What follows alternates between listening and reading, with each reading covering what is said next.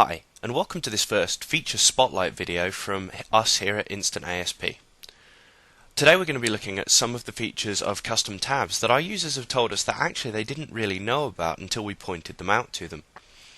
So you'll notice that we're already logged in to our KB as our admin user, just as we have been in our informational and instructional series on setting up a help desk scenario. So if you take a look at the tab indicator here in the lower left, you'll notice that the custom tab we created in that instructional series for our help desk is right here. Today we're going to be looking at types, statuses, priorities, and levels. These are all manageable on a tab-by-tab basis, and if you look at our default tabs for downloads and knowledge base, you'll see that they have types, statuses, priorities, and levels. But we're going to focus on this help desk tab. So what are types? If I show you a list of types, you'll see that we have several in here, and what they are is the type of information within the article or knowledge item. So here in our help desk we have bug, error doc, error message, FAQ, fix, hotfix, how-tos, information, and feat, standing for features. These allow us to label and better manage and maintain a clean knowledge base and allow us to keep track of the content of items and sort and filter based on these, of course. So let's move on to statuses. A status really helps you track the life cycle of an article or piece of knowledge within the knowledge base. So is the item currently being drafted? Is it in review by the editorial team? Has it been placed on hold? Is it closed, or is it published to the populace? Changing and maintaining status allows you to know how far progressed the development of a knowledge article or piece of information is. So moving on to priorities, they do exactly what they say on the tin. They are the priority level with which the informational article should be treated. Now these can be used in two ways. These can be used to highlight to your user base and your readers how important this issue, bug, article is to them. Is it urgent? Is it a low priority, informative? Is it a radical hotfix that must be deployed to their system? It really allows you to convey that sort of information to your customers. More importantly, in our help desk scenario, what the priority allows us to do is to triage the issue when an issue report comes in, and then assign what kind of response is required. Is it a low priority, a spelling mistake for instance, or is it urgent, a client system is crashing and not working? So moving on finally to levels. Levels can be used to either denote the level of ability or understanding required to fully understand the article or knowledge item, or more importantly, in the case of our help desk scenario, the level of the individual required to review, process, and resolve a help desk issue.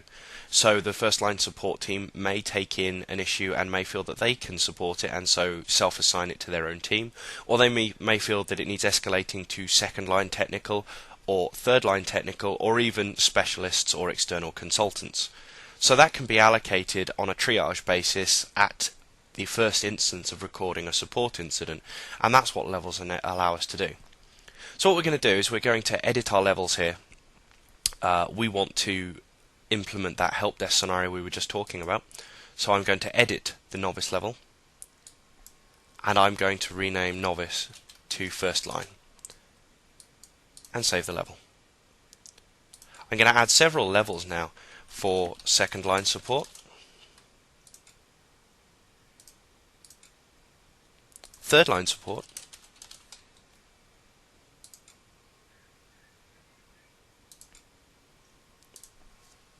technical.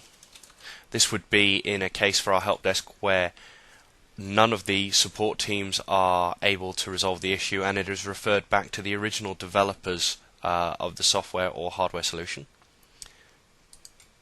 And third party, meaning if it is a problem with a third party component, a third party provider, or a third party that created the item with which the issue is based wholesale, then it requires referring to them.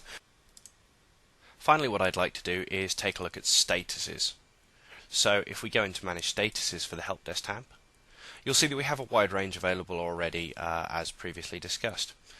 Now I'm pretty happy with these, but for our help desk scenario what I'd like to do is add two more, one called Resolved You'll notice that when you create a status, you can set a background and foreground color. This is just like with the priorities where you saw that urgent was a red background with white type to highlight the issue, and this is filterable and displayed using the Manage Views option on a tab-by-tab basis, which we'll cover in a later Feature Spotlight video.